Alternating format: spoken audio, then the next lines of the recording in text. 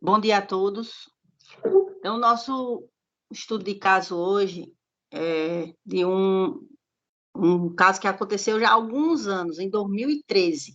Mas como foi um estudo bem difícil, raro, a gente vai propor aqui para vocês verem. Então, foi uma paciente do sexo feminino, tá? Ela tinha, na época, 51 anos. Ela foi internada no Hospital Regional aqui do Cariri no dia 19/10/2013, e ela tinha uma clínica suspeita de síndrome mielodisplásica.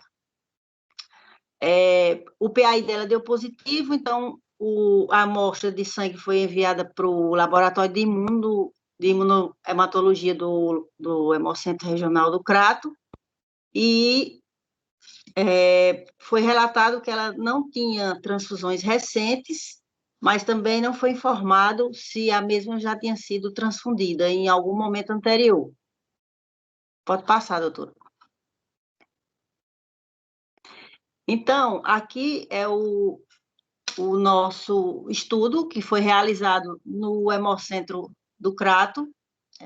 Se vocês perceberem aí, a gente tem um painel de hemácias em Lis todo positivo, né, com o painel de hemácias em enzima também positivo, reagindo à enzima, né, o anticorpo. E a gente vê aqui que o cumes direto está negativo e não tem autocontrole também negativo.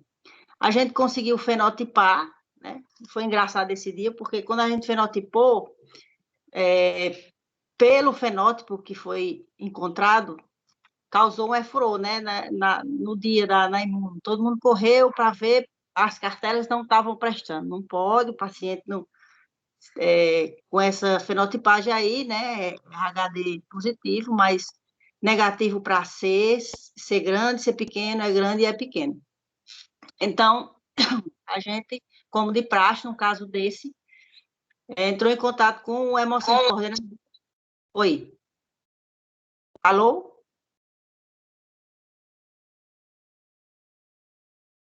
Pode continuar, Ana Luzia, pode sim. Então, a gente entrou em contato com o hemocentro coordenador para saber o que fazer, e o hemocentro pediu a amostra, né, para verificar se realmente esse caso era assim mesmo. Aí a gente entrou em contato com o hospital, solicitou novas amostras e enviou para Fortaleza. E eu acho que, pelo que a senhora me relatou, né, foi enviado para a Biorrad as amostras de sangue dela para fazer uma tentativa de identificar que anticorpo era esse, né? Pode passar aí a próxima. Então, assim, lendo os artigos, né, a gente vê, tá aqui o resumo do que foi feito, PAI positivo, autocontrole e tal. Então, aqui, essa parte de haloadsorção, a gente não fez, acredito que tenha sido feito lá na Biorrad, eu não sei que tipo de testes foi realizado lá, mas estudando a literatura atual, né, se fosse hoje, e se acontecesse no laboratório, de a gente pegar essa amostra dessa forma, os testes seriam realizados, seriam esses daí. A haloadsorção, com as hemácias R1, R1, e nessa halo, né, devido à presença desse anticorpo, a gente ia supor que ia encontrar na R1, né, vai identificar um anti-E e um anti-C pequeno, e na hemácia R2 da halo, a gente iria identificar um anti-E e um anti-C pequeno. Então, o anticorpo envolvido, né, na questão foi um anti-RH17, certo? Agora vamos fazer um breve estudo aqui do sistema RH e dos anticorpos envolvidos e desse anticorpo para a gente entender melhor esse caso. Até aí tudo bem? Posso continuar? Eu só queria fazer um comentário. A nossa rotina dentro do Hemoce, né, Ana Luzia, hoje é fazer a dissorção com 3 hemácias. As 3 hemácias que são selecionadas pelo fenótipo, que vocês viram na aula passada, vão ser uma hemácia R1, R1, uma hemácia R2, R2 e outra hemácia RR, né? Nós não temos muito costume de estar falando R1, R1, né? Essa nomenclatura aqui no Ceará. A gente acaba falando quais são os antígenos negativos. Então, a hemácia R1, R1 é uma hemácia E grande, C pequeno negativo. A hemácia R2, R2 é uma hemácia C grande, E pequeno negativo. E a hemácia RR é uma hemácia CDE negativo, C grande, E grande negativo, RH negativa, né? Então, por mais que a gente, às vezes, conheça o fenótipo do paciente, não é o caso, né? A gente não tinha como fazer aula de sorção com fenótipo idêntico, nós temos a conduta de sempre usar essas 3 hemácias, partindo do princípio que, às vezes, você tem uma variante antigênica, né? Algum antígeno parcial, e se você optar por usar apenas a hemácia com fenótipo do paciente, você pode adsorver um anticorpo relacionado àquele antígeno parcial. Então, a gente não usa de forma alguma aquela ala de sorção com fenótipo específico do paciente aqui no Ceará. A gente sempre usa o padrão das 3 hemácias, R1, R1, R2, R2 e RR. E essa ala de sorção foi feita no Hemócio Fortaleza, né, que é a rotina, como a Ana Luzia falou, ela é do Hemócio Crato. Então, é um dos hemocentros regionais aqui do estado. Então, o Hemocentro Regional do Crato ou algum outro hemocentro regional não consegue terminar a investigação, manda para o Hemócio Fortaleza para fazer o que a gente consegue fazer aqui, e se por um acaso a gente não conseguir, a gente pede apoio a algum laboratório, no caso, o laboratório de apoio ao cliente da Biorad, né? Por que é importante a gente ter esses laboratórios de apoio? Porque a gente não tem todas as hemácias congeladas que a gente precisa, a gente não tem todos os soros congelados que a gente precisa. Nesse caso, a gente precisaria de uma hemácia, de algumas hemácias, para confirmar a especificidade do anticorpo que a gente não tinha em Fortaleza. Então, a gente mandou para o LAC, apesar de a gente ver aquele fenótipo, né, bem claramente, ser grande, ser pequeno, é grande, é pequeno, negativo, a gente não tinha como confirmar a especificidade do anticorpo. E eu queria só comentar uma coisa, assim, esse caso, na verdade, ele apareceu mais ou menos uns 6 meses depois que eu voltei para Fortaleza, né? E eu nunca tinha visto um caso parecido. Então, lembrando que ele tem uma característica que é muito importante que a gente sempre olhe, ele é RHD positivo. Se fosse um indivíduo RH negativo, RHD negativo, a gente chamaria de RH nulo. Mas como essa paciente é RHD positivo, a gente chama esse perfil, né, Ana Luzia, de D-. Pode continuar, Ana Luzia. Bom, então, só complementando, essa ala de absorção aqui eu peguei de um trabalho, inclusive, né, de um trabalho que nessa identificação foi feito esses testes lá. Por isso que eu citei aqui, não é o nosso caso. Mas, continuando, o sistema RH, né, que o antígeno anti-RH17 está ligado ao anticorpo RH17. Desculpa, o anticorpo RH17 está ligado ou vai contra o antígeno RH17. E o antígeno RH17, ele faz parte do sistema RH, certo? Então, lembrando brevemente aqui, né, o sistema RH, já de antigamente, que vem sendo estudado desde 1600, né, que se tem notícia, através do que se chama de eritrobastose fetal na época, e aí os pesquisadores, eles vinham já fazendo testes em laboratório e observando casos clínicos em hospitais de mulheres, né, grávidas que desenvolviam essa patologia durante o curso da gravidez. E através desses testes aí, nessa cronologia, que ficou saiu um pouco do prumo, porque eu sou o apresentador aqui na hora de passar, mas é só para a gente não ter muito aqui, porque senão vai demorar contando a história, para falar que o gene RH17, ele faz parte do grupo do sistema RH. E o sistema RH, ele é, vamos dizer, geneticamente produzido, né, através de 2 genes, né, que estão no cromossomo 1, que é o gene RHD, o gene RHCE. Então, esses genes vão expressar duas proteínas, que é a proteína RHD, a RHC, e esse gene em específico, RH17, ele vai estar ligado aqui nesse lado em que ocorre a produção da proteína RHCE, diferentemente do que a doutora falou, né, que o outro, o RH-NU, ele vai estar ligado nas duas pontas de produção das proteínas, tanto no RHD como no RHCE. Até aí tudo bem? Então, a expressão, a expressão genética, né, do sistema RH, ela não está apenas na produção das proteínas para aparecer ou para ser, no caso, expressa fenotipicamente. Ela depende também de outro gene, né, que é o gene RHG, que não está no cromossomo 1, está no cromossomo 6, né, e ele tem a função de expressar esses dois genes, né, aliás, expressar o fenótipo desses dois genes, essas duas proteínas, na membrana da hemácia, certo? E aqui ocorre, então, a expressão dos genes RHD e RHCE na membrana, está aqui o RHD do lado esquerdo e o outro, eles têm uma conformação bem homóloga, né, aqui, e a diferença está exatamente na expressão dos seus epítopos. Aqui nós temos o RHD, mais conhecido, o RHD normal, o fraco, o parcial e o parcial fraco. Não vou me deter aqui, porque é um mundo. Ana Luzia, eu estou me perdendo aqui nos slides.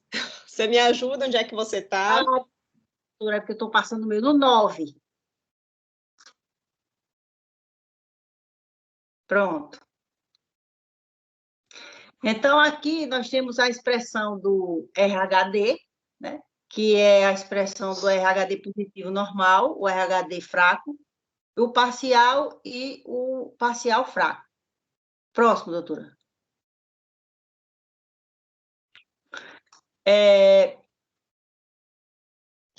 Aqui, são as manifestações do RHD negativo. No caso da expressão do fenótipo negativo, não há, no caso, a produção da proteína RHD, certo? Essa deficiência, ela pode ocorrer por uma deleção do gene, né? Ou também por outras modificações genéticas, que podem ser mutações, genes híbridos, e aqui nós iremos ter, além do RHD positivo,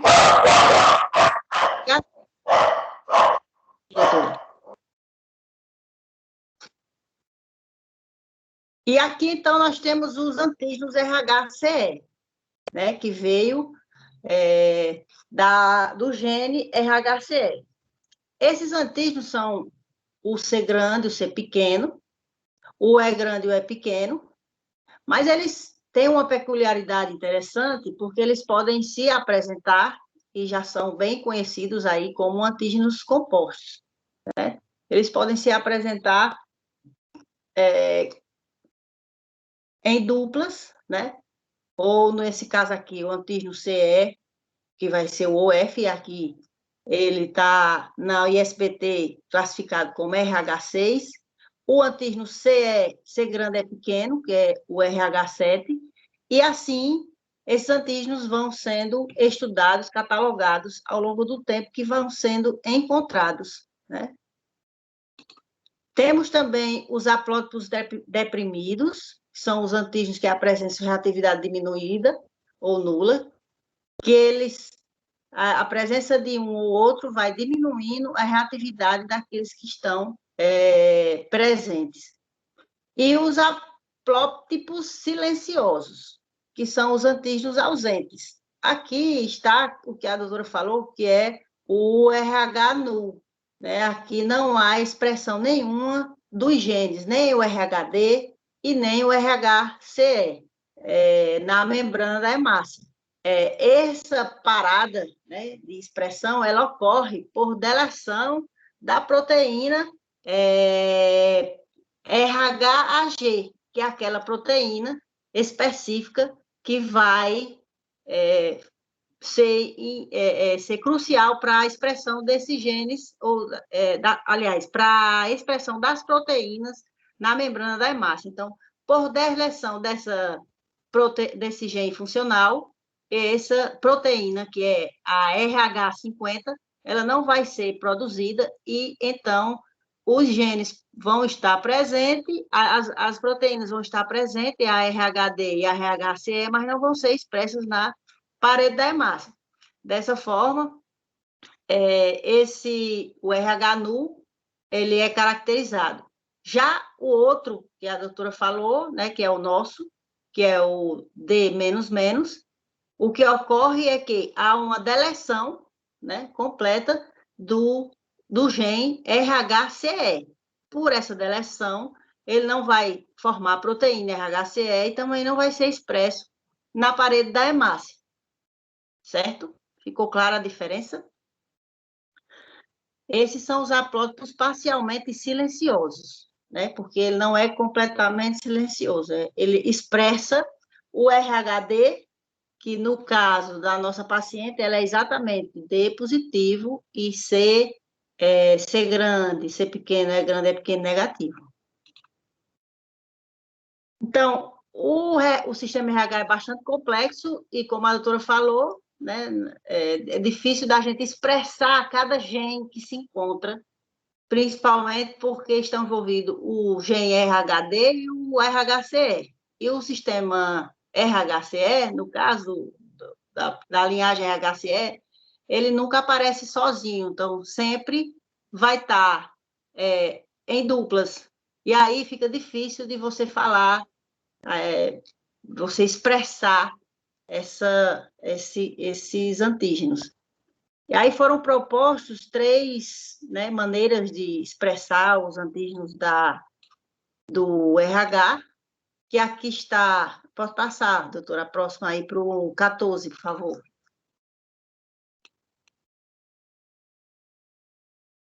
Então, aqui, Fischer e Reis, eles propuseram exatamente que a herança ela seria dependente dos 3 losses gênicos, né, que são ligados, formando um haplótipo. Um haplótipo no caso, são genes que estão num cromossoma, né, que tem o mesmo losso, que são homólogos, e eles se apresentam em grupos, pode ser dupla, tríade, e aí pode variar o tamanho.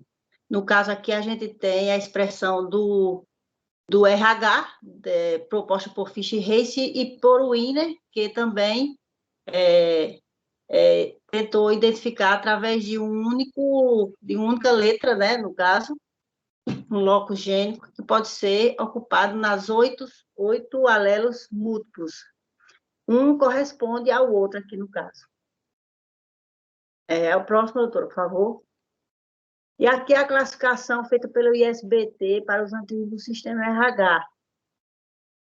Aqui ele classifica por número e nome, né? O nome, o símbolo e o número ISBT. Aqui estão todos os antígenos, quer dizer, não deu para pegar todos, porque já são 57 antígenos, e aí não deu para colocar todos aqui, mas o RHD, desculpa, o RH17 está aqui o HR0. Próximo, doutora. Então, o sistema RH tem suas proteínas expressas apenas nas hemácias maduras, né? E em seus progenitores eritróides. Não há em nenhum outro lugar no organismo. Já está presente a partir da 6ª semana de vida uterina, é considerado mais complexo, mais polimorfo, exatamente por isso que eu falei anteriormente, e um dos mais imunogênicos, que só perde para o sistema ABO. Tem mais de 57 antígenos, E a grande importância clínica, né, dele está no envolvimento de aloimunização e nas reações transfusionais hemolíticas, doenças hemolítica perinatal e na anemia hemolítica autoimune. A função funcional, né, fisiológica das proteínas RH está ligada a formar um complexo glicoproteico, né, que é associado àquele gene que eu falei, o RHG, que esse complexo está ligado ao citoesqueleto da hemácia, na inserção das proteínas RHD e RHCE na membrana, e também já foi verificado que estão participando da troca de íons entre a membrana da hemácia e esses íons, o principal é a amônia. Próximo, doutora. Então, o fenótipo que pode-se dizer normal, RH, ele é expresso dessa forma. Nós temos o RHD positivo, a proteína D e a proteína C intacta, e temos a ausência do RHD, que aí chama-se RHD negativo, mas está presente a proteína CE. Próximo, doutora. O nosso fenótipo raro está aqui, né? Em resumo, nós temos o RHD positivo e temos a proteína RHD, mas nós não temos a proteína RHCE. Ela foi deletada, tá? O gene foi deletado e ela não foi expressa. Já o fenótipo RH nulo, ele não tem nenhum dos dois, né? Ele não houve a produção da proteína, ou houve, mas ela não foi inserida na membrana da hemácia. É isso? Por falta da proteína RH50. Próximo. E o sistema RH, ele é bastante imunogênico. Os anticorpos que são produzidos e que vão aí agir, né, no caso de uma aloimunização, eles são, a maioria IgG, IG1 e IG3, e são reativos a 37, né? Não fixam complemento, né, por conta da IgG, mas eles produzem hemólise extravascular, estão implicados em reações hemolíticas, já falamos isso, podem produzir autoanticorpo, principalmente o anti-E e o anti-RH e o anti-RH29. A gente sabe que os indivíduos RHD parciais podem desenvolver anti-RHD e eles são raramente detectados em meio salino. São melhor detectados em testes enzimáticos com a presença da AGH. Próximo, doutora.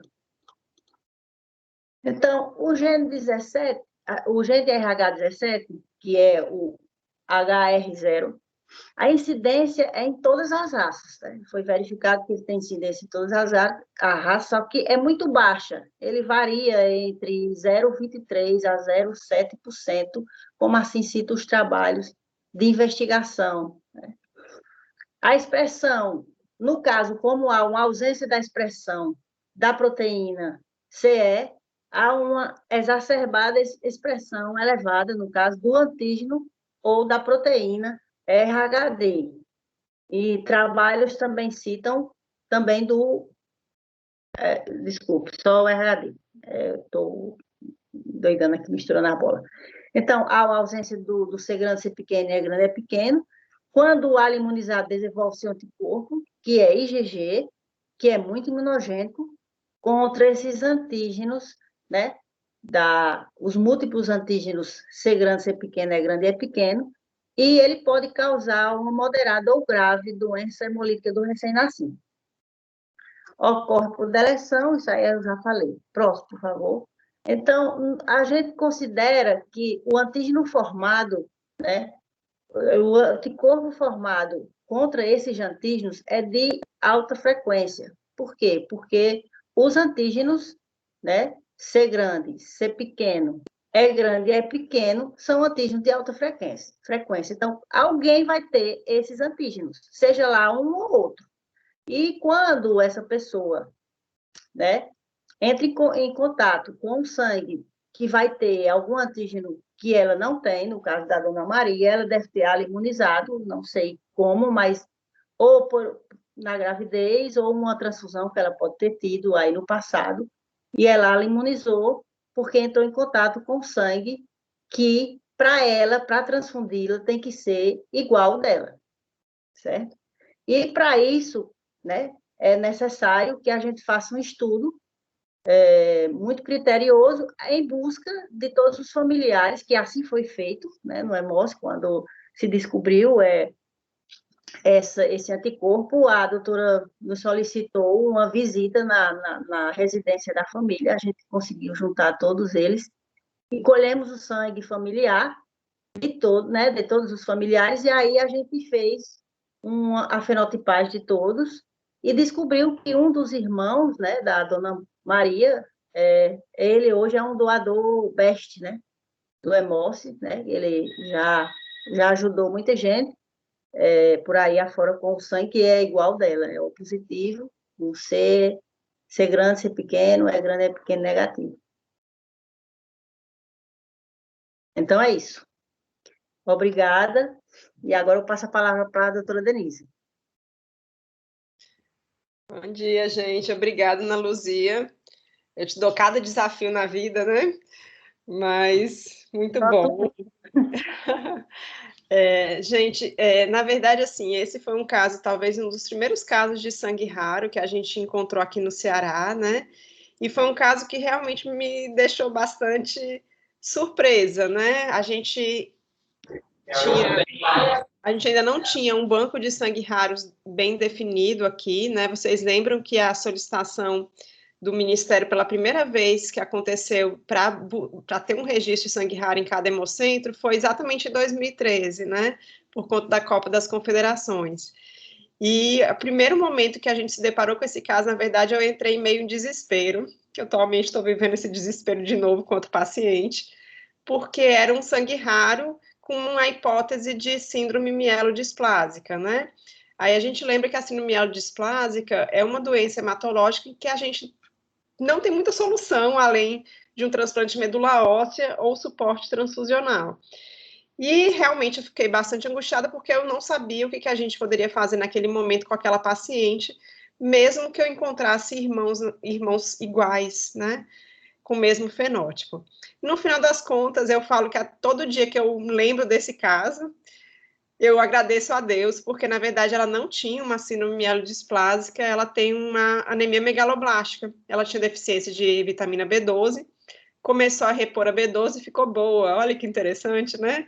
Por isso que é tão importante o papel de um hematologista em todo paciente com sangue raro, porque muitas vezes a transfusão não é a solução, né? E aí, nesse momento, a gente realmente ganhou, a gente perdeu uma síndrome mielodisplásica, que é ótimo, e a gente ganhou um doador que é extremamente comprometido com todos os pacientes que a gente pede apoio. Né, a Ana Luzia, de vez em quando é acionada. A última vez a gente coletou dele para mandar para uma gestante imunizada, que a criança teve que fazer uma sanguíneo transfusão. Não era um anti-RH17, mas era um anticorpo contra antígeno de alta frequência do sistema RH, não me lembro exatamente qual era, que não tinha nenhum doador no registro de sangue raro. E no final das contas, esse nosso doador já ajudou muita gente no Brasil, né? E é muito gratificante ver isso, é muito gratificante essa disponibilidade que a gente vê dos nossos doadores para ajudar na hora que precisa, do jeito que precisa. E eu queria realmente agradecer a equipe do Cariri, do Crato, né, Ana Luzia, porque na hora que eu falo, sabe aquele nosso doador, estão precisando dele de novo, o pessoal se mobiliza para ir buscá-lo na casa dele, e a gente conseguiu, na última vez, ter a liberação. Imaginem, gente, a bolsa foi coletada no interior do Ceará. A cidade fica mais ou menos umas 8 a 10 horas de carro de Fortaleza.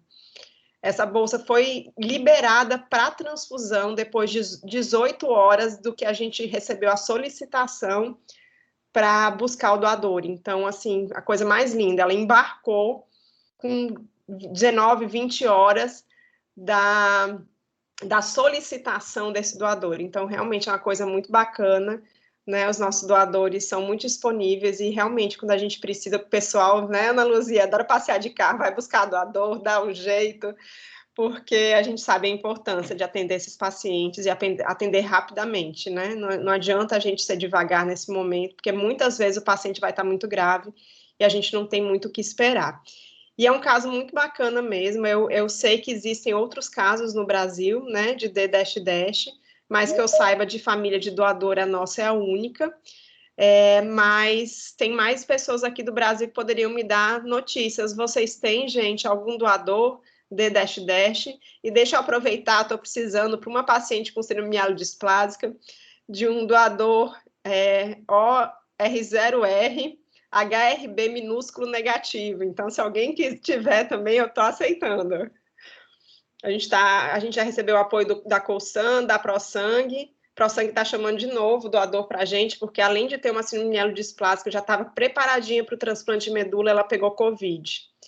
E aí fez choque séptico, está internada, então a gente está na busca desse doador agora. E aí, quem me conta? Quem é mais que tem doador raro do sistema RH por aí?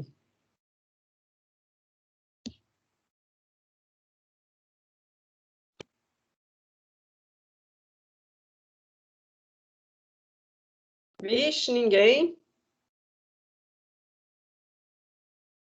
Everaldo, vocês têm algum doador do sistema RH mais raro por aí? Oi, bom dia. Não, a gente não tem nenhum caracterizado. Certo. A Emily estava aqui, ela saiu. Carol, aí no Paraná, vocês têm algum? Não, a gente não tem. O que a gente tem é uma ex-paciente, né? Uma ex-mãe de paciente, que é RH null, mas ela é traço falciforme. Aí não adianta muito. Só isso. Mas às vezes ela consegue doar, Carol, ou não? Conseguiria, sim, eu acho que sim. Mas vai ser, porque assim, na verdade, eu nem sabia que vocês tinham. Eu sabia que tinha uma doadora em Minas e uma doadora no Rio de Janeiro, são irmãs, são idosas, e a última vez que a gente precisou não tinham como doar. Então, eu acho que atualmente, eu acho, né, que atualmente a única doadora, então, RH null do Brasil é de vocês, viu? Porque as duas que doavam não conseguem mais doar por questões médicas. E ser traços falciforme é melhor do que doador nenhum, você concorda? Sim, com certeza. Inclusive, a gente foi mãe de uma criança, isso foi faz uns 20 anos, mais ou menos, 18 por aí. Foi um caso, assim, bastante... Acho que a ProSangue ajudou, na época eu não trabalhava aqui. E aí a criança nasceu, né, com desmonítica do feto recém-nascido, e aí foi uma correria, assim, aquelas histórias de sexta-feira à noite e tal. E foi aí que a gente descobriu essa doadora. Então, ela era mãe de ex-paciente, né? Difícil, esses casos são muito difíceis. E aí lembrar que o RH null ainda tem uma coisinha aí diferente no meio do caminho, diferente do D-Dash, que tem uma anemia leve hemolítica, né? Então, muitas vezes não passa nem para doação, vai bloquear ali na hemoglobina por conta desse quadro, dessa anemia hemolítica leve associada à ausência das proteínas do sistema RH. Então, ainda temos essa dificuldade. Então, geralmente, o RH null que a gente tem disponível, né, nos registros de sangue raro, não eram inicialmente doadores, sempre foram irmãos de pacientes ou pacientes, né, que a gente acabou encontrando pelo estudo familiar. E realmente é complicado isso. Mas, Ana Luz, eu achei muito, muito alta a frequência de D-Dash, né? Eu acho que aquela frequência talvez seja para 1.000, né? Ou talvez 100.000, porque realmente é muito raro. É um dos tipos de sangue mais raros que a gente tem no registro internacional também, né? Mais alguém de algum serviço de fora que tem alguma variante do sistema RH que falta algum antígeno de alta frequência?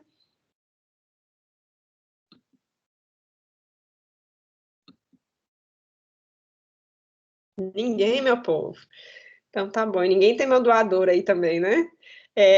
Eu queria, na verdade, convidar nossa plateia de fora, que está sempre aqui, para ser apresentador, viu? Carol, Everaldo, eu vou encher o saco de vocês para vocês apresentarem também aqui na sessão algum caso interessante, que eu acho que é importante que a gente, nessa sessão, a gente veja como é que vocês conduzem, a gente possa discutir, aprimorar também as nossas condutas aqui dentro, né, aqui no EMOSSE, e a intenção é exatamente que a gente consiga melhorar como um todo no Brasil, né?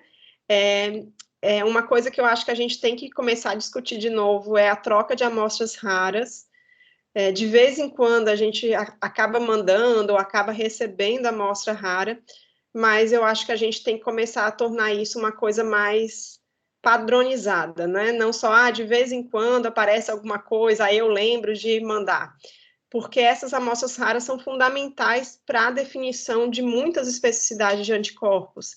Se a gente não tem uma hemateca, se a gente não tem uma soroteca, a gente não consegue evoluir, na grande maioria das vezes, para uma definição do que está acontecendo. A gente suspeita, mas não conclui.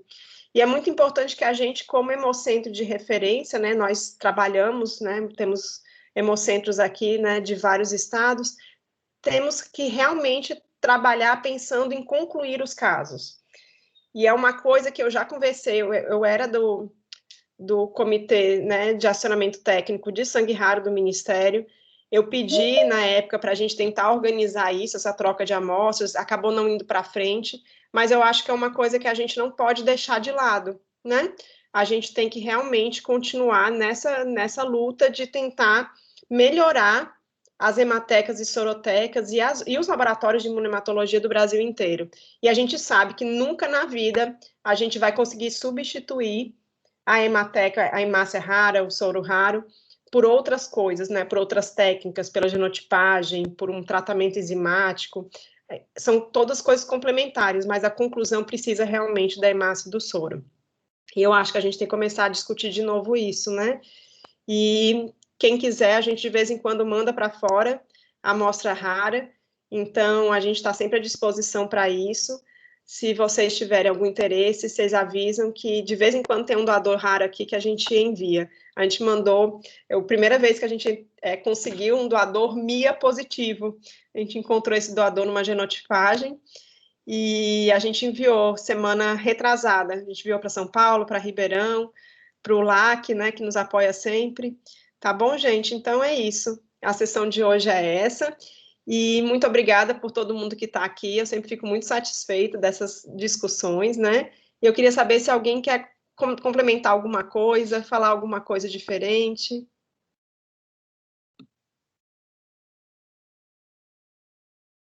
Ana, tá tão calada hoje aí, Ana Cláudia?